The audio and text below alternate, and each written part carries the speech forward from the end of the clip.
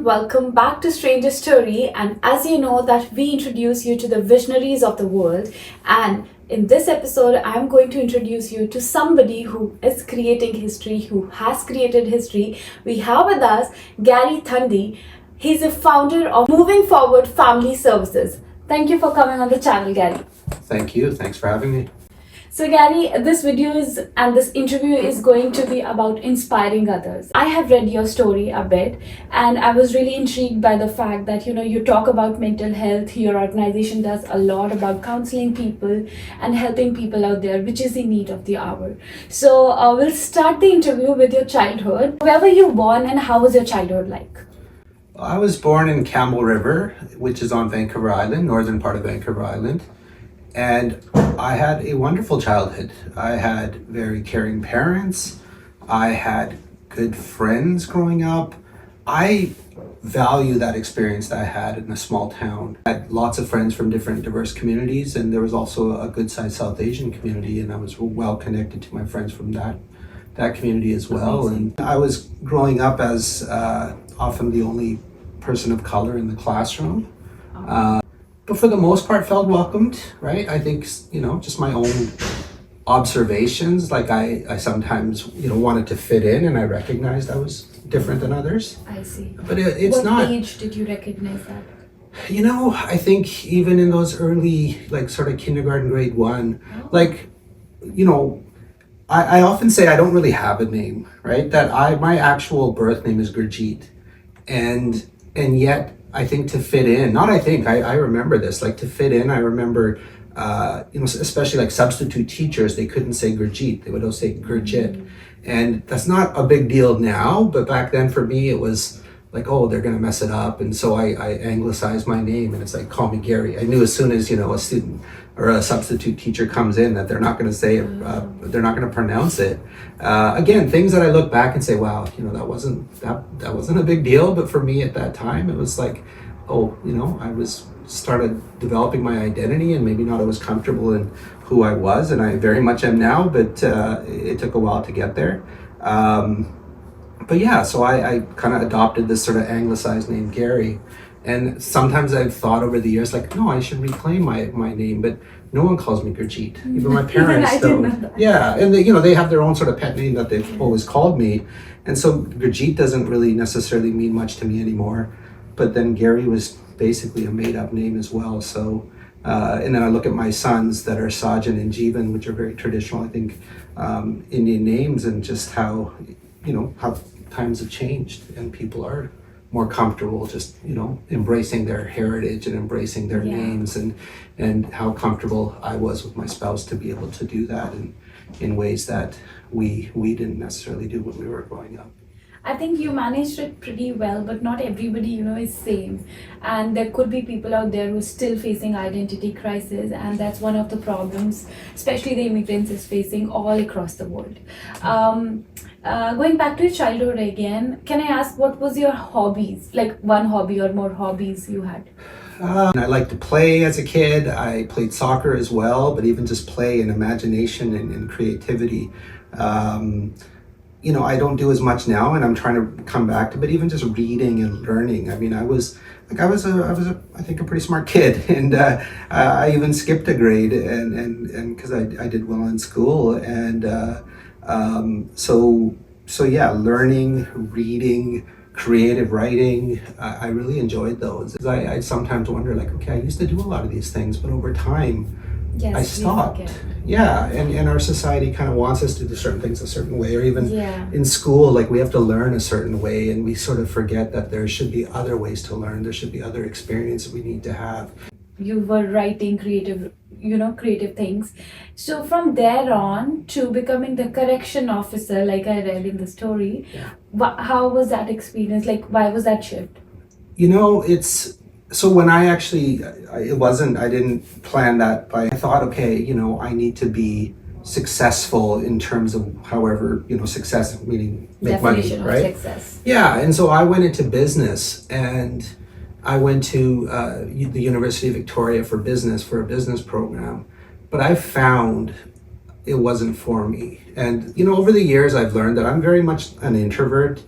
I can be extroverted when I need to be, and I can, depending on circumstances, but my natural inclination is to be an introvert.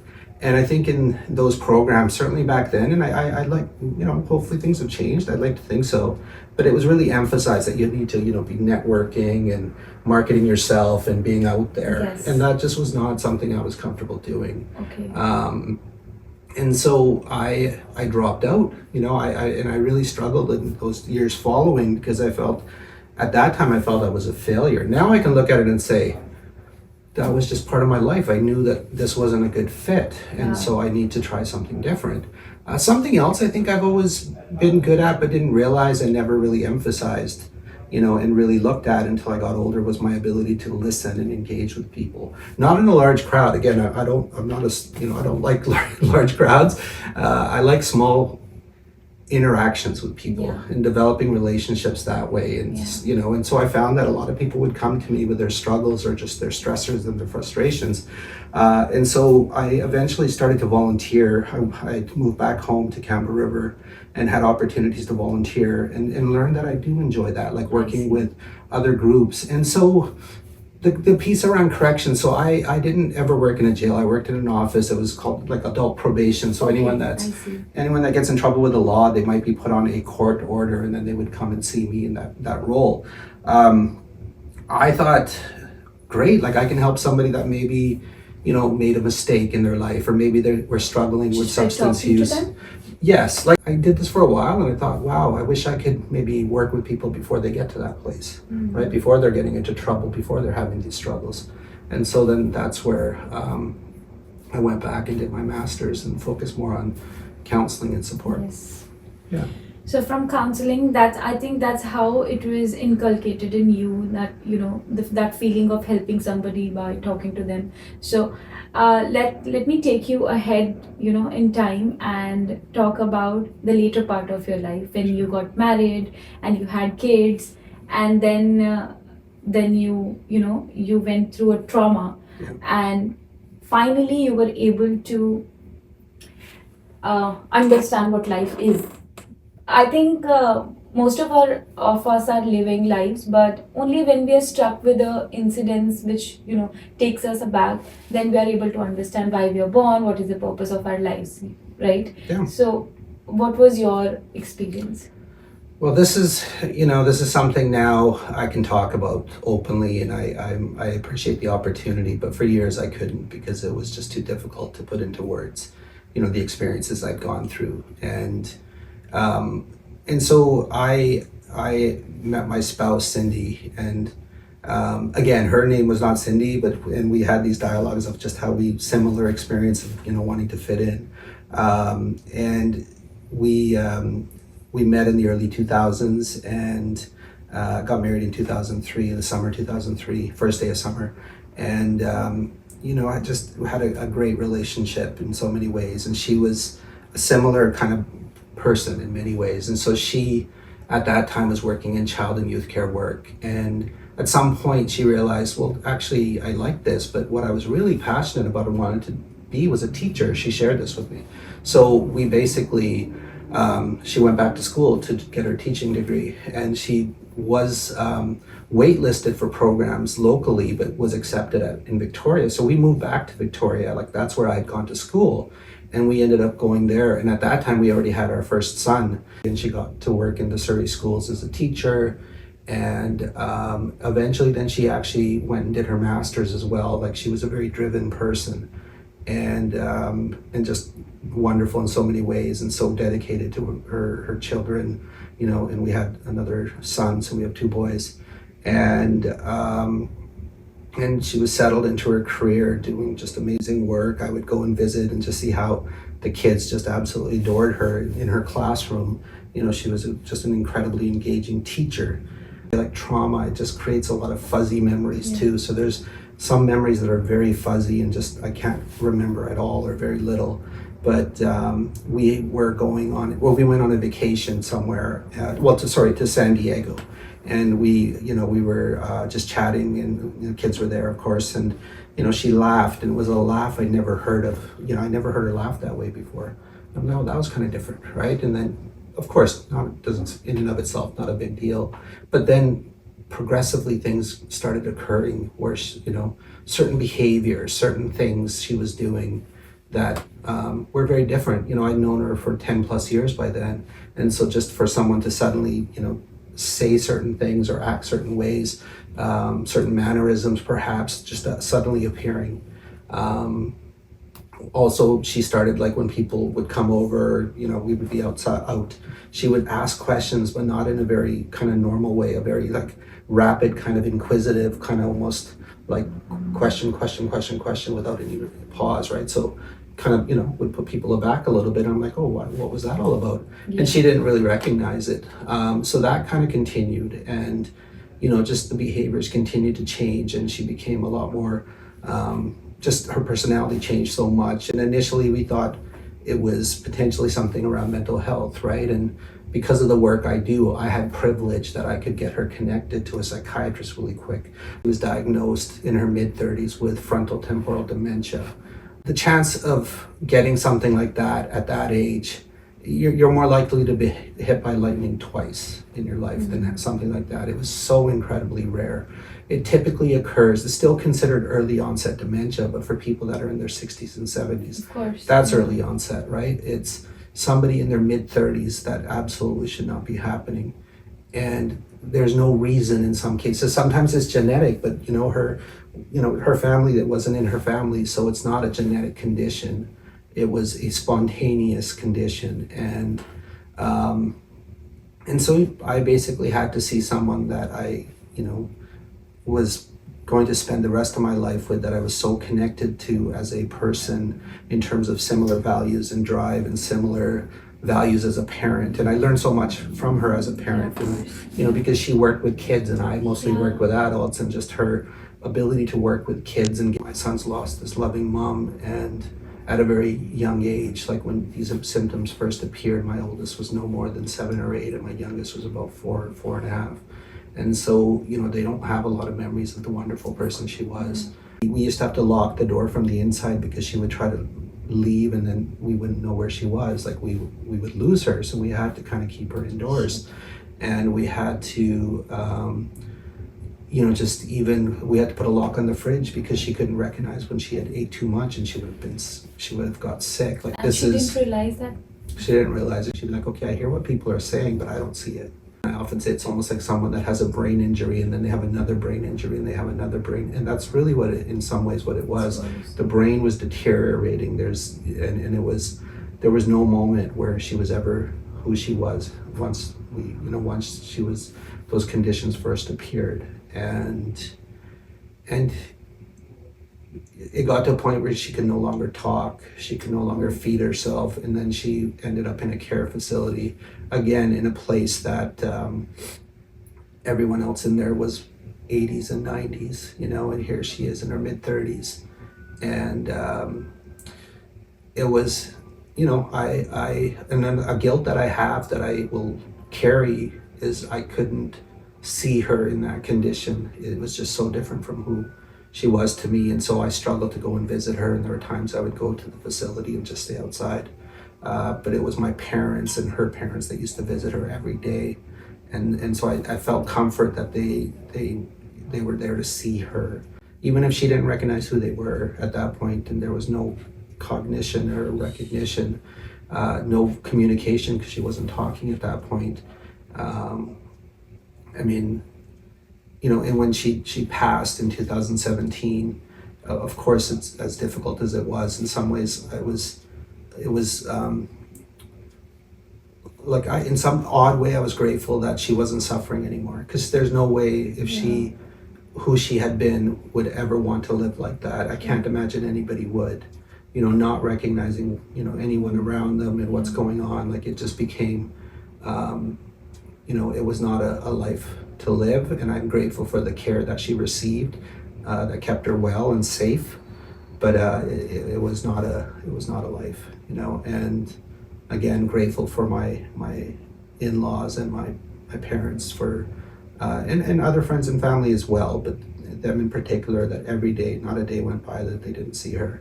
And I felt comfort, but again, I could not bring myself to see her in that condition. And so it's So something what I did think you about do? often. Yeah. What did you do to cope up with the situation? Oh, Because that's difficult, like more than difficult.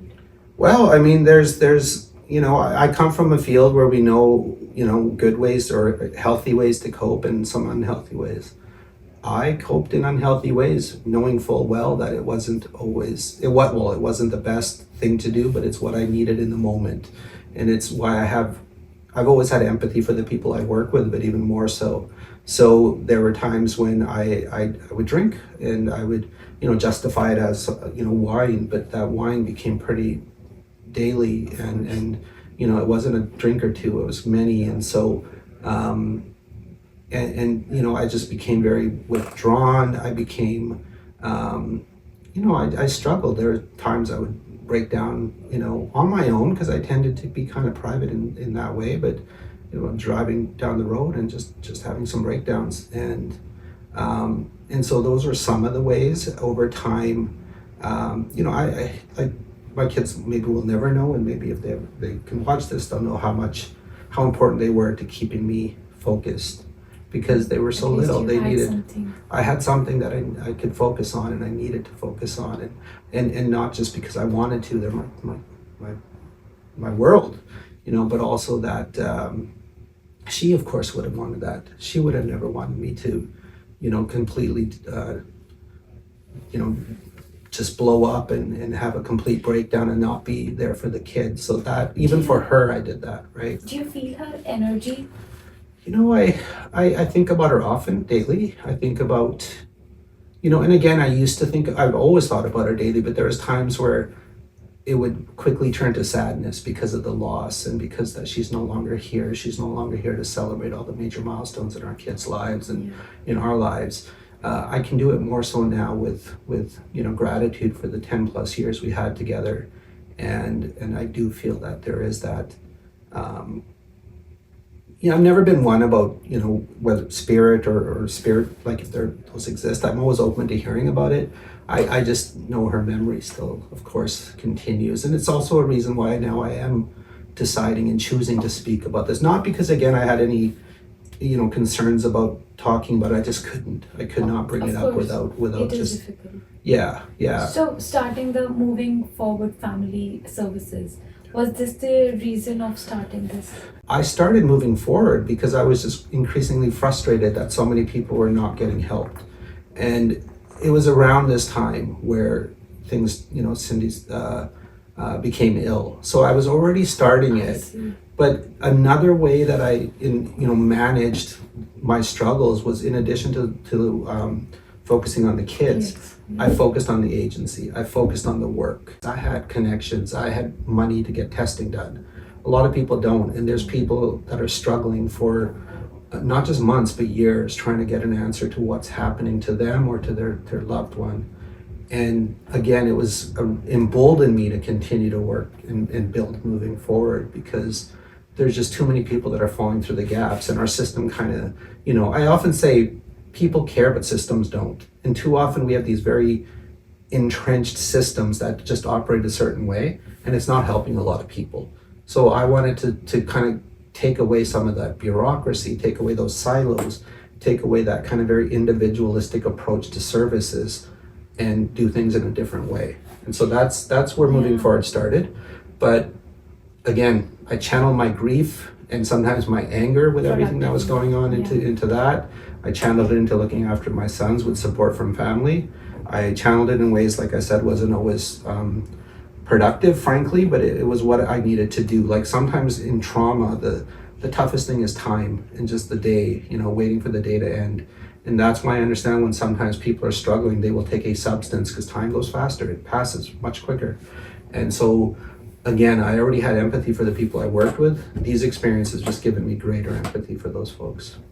So can we say that, if somebody out there is facing some kind of mental health issue, they are welcomed at Moving Forward? Like, can anybody walk in, share their... Absolutely. But, I want to say this, because we've had thousands, probably tens of thousands of cases since we started about 10 years ago. And we may not be the best fit for everybody. I will say, like sometimes, and I get this, when you're suffering, you want all of your suffering to be taken away. Yeah. I don't know if there's anything that can take away your suffering completely. Like I often say, if you look at it as a spectrum and say, one is you're doing really not well, and then 10 is great. Maybe you're at a 3. Maybe the service we provide will get you to a 4. I see. It's not, you of course want to be right at a 10. You want to be happy. I understand that. I wanted that. But I know that that's not how At least you're it's there going to, to be. Yeah. to hold their hand and take them forward, like moving forward. Absolutely. Like that's what Yeah. I'm thinking in my mind right now. Yeah, we could be one resource in their life that will be. Yeah. That's something else I've realized. Like, it just can't be therapy. It just can't be medication. It just can't be, even like exercise. These are all good things, but it's the combination of all those things that's going to help you heal better and faster. Well, not faster, but it's all those things that will get you to that 9 or 10 that you want to be at. Yeah, I think sometimes you just need somebody to talk to you, to listen and understand from a perspective that is not your friends or family, because sometimes you're not just open to them, right? Yeah, I mean, you have prior relationships, so that's always the way they're going to look at it, your friends and family, Yeah. right? Or sometimes, and we know this happens, they'll just say, well, what do you have to be so upset about? Look, you're healthy. Yeah, you have everything. So Yeah, and it's well-meaning, but it's counter.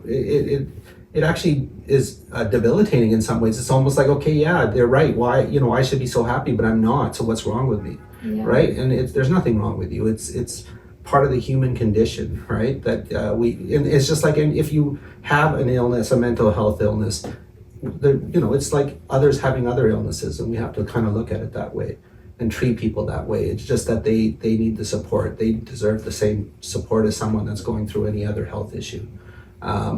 But yes, like having family, that's important. It's incredibly important to have supports and loved ones that you can, turn to and chat with, but it's not the same as speaking to a trained professional. Yeah, that's true. What I can figure out from from your stories, that we need to have a distraction in our lives. So if we are facing something, so we need to distract. We need to create things for ourselves so that we can focus on something better. And we recognize sometimes what works for us and what doesn't work for us, Yeah. and sometimes just even developing a plan on, okay, if this works for me, then yeah, I should keep Yeah. doing that. But maybe if these things aren't working for me, then maybe I don't need to do that now. And maybe if these people that I'm connecting with, maybe they're not the best for me right now, doesn't mean they might not be in the future. Yeah. Like developing and talking about these things. And it's just, yeah, I'd like just to be able to, all the weights we carry from all the struggles we have, Yeah. to just be able to put those down for a little while. And why I asked you that question about your hobbies is, I somewhere read that in order to overcome a situation or difficult times in life, we need to go back to our childhood and see what we used to like and start doing those things again. Yeah. I do that myself. I used to dance, sing, and all of those things. So whenever I'm anxious and I have those symptoms or whatever, I start doing that. I start going for a walk, or so maybe go back to childhood. So any message for people, because most of the people who would be watching this would have some kind of mental health illness. They might not be talking about it, but for sure, because in this age and time with digital media and it is inevitable. I think it is just recognizing that even if it's not a diagnosed condition like depression or anxiety that's diagnosed, we are going to have experiences like that, periods of time in our lives that are like that. We're going to have experiences of loss, whether that's a loss of a relationship, a friendship, or our friends and family. We are going to be impacted, and so normalizing that, understanding that we are all going through those kind of struggles, and it's okay to share that and talk about that and connect with people about that, and instead of just trying to push it down, because that does not work. We know that when you're struggling with mental health or someone else's, it doesn't just impact the individual, it impacts the whole family, the extended family, the community. Yeah. And so we need services that provide more of that wraparound support that can support other members of the family. And that's what we're trying to do. Yes, there's a traditional mainstream system and it is supporting people. I don't want to say it's not, but there's a lot of people it's not supporting, frankly, and that's where we can do it, and we can do it in a way that's not so dependent on those kind of traditional funding models. So Carrie, I see that you have initiated Healing the World, and we need people like that across the world so that the world is better healed. And with that, I would just say that, if you have any questions for Gary, please feel free to comment below, and we can certainly have him for the second round with all the questions that you have.